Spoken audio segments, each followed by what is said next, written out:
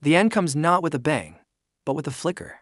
A sudden, silent cessation. It begins without warning, a quiet ripple across the fabric of a world built on the hum of electricity. One moment, the planet is a tapestry of light, a testament to human ingenuity. The next, it is a void. Across the globe, in the space of a few heartbeats, the lights go out. Every screen, every lamp, every digital clock face simply ceases to be. It's an instantaneous blackout. A coordinated failure so complete it feels less like a technical fault, and more like a law of physics has been repealed. In the sprawling megacities, the sudden plunge into darkness is absolute. The glow of millions of windows vanishes. The electric veins that power elevators, subways, and servers are severed. In homes, the gentle hum of refrigerators and the low thrum of air conditioning units fall silent, replaced by a profound and unsettling quiet. The only sound is the collective, indrawn breath of billions. A shared moment of confusion before the true scale of the event begins to dawn.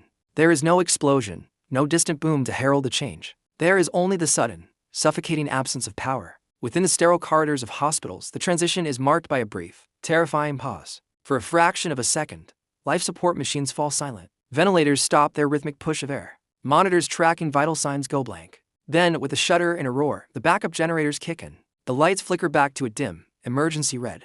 Critical systems reboot, their beeps and whirs of fragile reassurance in the growing chaos. But this is a temporary reprieve, a borrowed pocket of time. These generators are islands of power in a dead ocean, and their fuel is finite. Hospital administrators, their faces illuminated by the eerie red glow, know the grim arithmetic. They have hours, perhaps a few days, before the diesel runs out. Every drop becomes more precious than gold. Each passing minute is a countdown, not just for the patients connected to machines, but for the last bastion of modern medicine itself. The clock is now ticking, and it is ticking for everyone. On the streets below, the artificial order of traffic flow disintegrates. The traffic lights at a bustling downtown intersection, once the arbiters of movement, are now just dark, useless ornaments. For a few moments, drivers hesitate, their ingrained obedience to the signals leaving them frozen in uncertainty. Then instinct and impatience take over. A driver inches forward into the intersection, followed by another from across street. The delicate dance of steel and speed breaks down. The first sound is a screech of tires, a futile attempt to defy physics, followed by the sickening crunch of metal on metal. It's a single accident, then another, and another. A chain reaction of collisions spreads from the major arteries outwards, like a thrombosis in the city's circulatory system. Cars pile up, blocking roads, trapping ambulances, and turning the once-ordered grid into an impassable maze of wreckage. The age of the automobile, an icon of freedom and mobility, ends in a gridlock tomb. Inside apartments and houses, a different, more intimate countdown has begun. A turn of a faucet handle produces a familiar gush of water, a reassuring constant in a world suddenly thrown off its axis. But this, too, is an illusion sustained by a dying system. The municipal water towers, filled by electric pumps, still hold a reserve. Gravity does the rest, feeding the pipes that snake beneath the streets. But no new water is being pumped up. With every flush of a toilet, every glass filled, the pressure in the system drops. The flow from the taps will soon weaken, slowing to a trickle, and then ceasing altogether. What remains in the pipes is the last clean, potable water that billions of people will have access to. Unbeknownst to most, the final drops of a sanitary civilization are already flowing away, down drains and into a future where thirst will become a primary driver of human action. Far from the cities, surrounded by layers of concrete and steel, another, more terrifying clock is running. At nuclear power plants across the world, the loss of the external grid triggers an automatic shutdown, a procedure known as a scram. Control rods, made of neutron-absorbing materials, slam down into the reactor cores, halting the nuclear fission process almost instantly. The chain reaction stops, but the danger is far from over. The radioactive fuel, even after shutdown, continues to generate immense heat through decay. This heat must be carried away by cooling systems, which are themselves dependent on massive pumps. With the main grid gone, these pumps switch to on-site emergency diesel generators. But like the hospitals, their fuel is a finite resource. Without a constant supply of power to keep the cooling water circulating, the reactor cores will begin to heat up uncontrollably. The containment buildings, marvels of engineering, were designed to withstand immense pressure.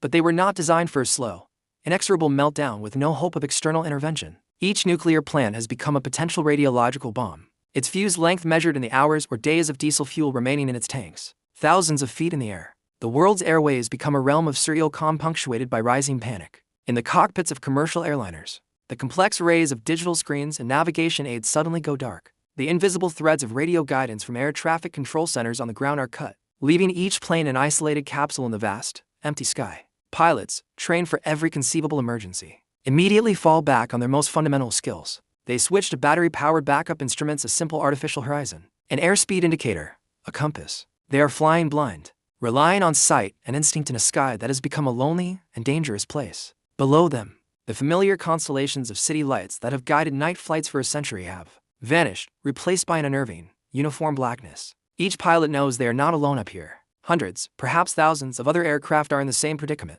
all searching for a place to land, all consuming fuel, all navigating without the system that was meant to keep them apart. The invisible world of data, the very nervous system of the 21st century, dies just as quickly.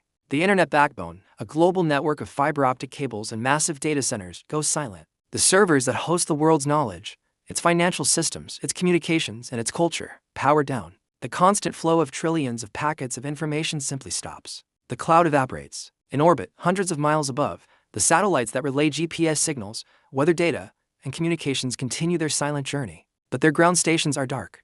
Their signals rain down on a planet that can no longer hear them. Cut off from control, their orbits will slowly decay, their intricate systems drifting uselessly through the void. The digital hive mind of humanity, a creation that connected billions and redefined existence, is rendered brain dead in an instant. All our accumulated knowledge, our global conversations, our very identities are trapped in silent, powerless machines. The transformation is breathtakingly swift. A city like Tokyo or New York, a beacon of human activity that shines brightly enough to be seen from space, is extinguished in the time it takes to draw a breath. From the perspective of an orbiting station, it would be a wave of darkness sweeping across the continents at the speed of the grid's collapse. 1 minute, the Earth is a marble laced with glowing filaments of light. The next, it is a dark, primitive sphere, its surface punctuated only by the random flashes of lightning from natural storms and the new, spreading glows of uncontrolled fires. The thin, fragile veneer of technological civilization has been stripped away, revealing the dark, silent planet that lay beneath it all along. The first moments are over. The silence that follows is the sound of a new and terrifying, epic beginning. Humanity has been reset to zero.